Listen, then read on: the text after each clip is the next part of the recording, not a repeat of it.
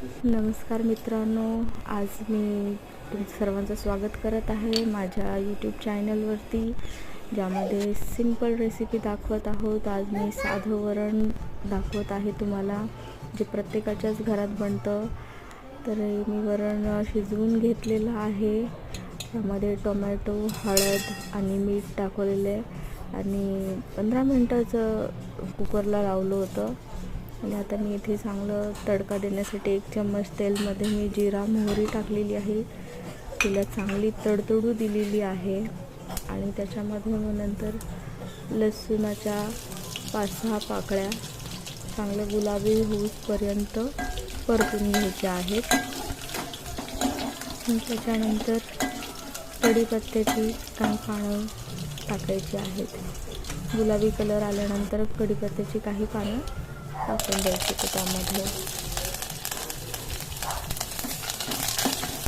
तुम्ही नक्कीच करत असणार अशी रेसिपी ही करून पहा। कधीतरी साधं जेवण खावंसं वाटतं। वरण भात आणि डाळवरती तुपाची डाळ। हे मी आता डाळ घोटलेली होती, तुरीची डाळ, ती तुरीची डाळ मी याच्यामध्ये टाकून दिलेली आहे आणि छानपैकी असा कलर आलेला आहे, याला तुम्ही पाहू शकता।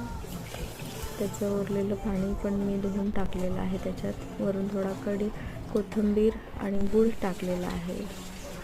आणि आजच्या एक उकळी दिल्यानंतर आपण ते बंद करू शकतो। ही आहे आजचं माझं रात्रीचं जेवणाची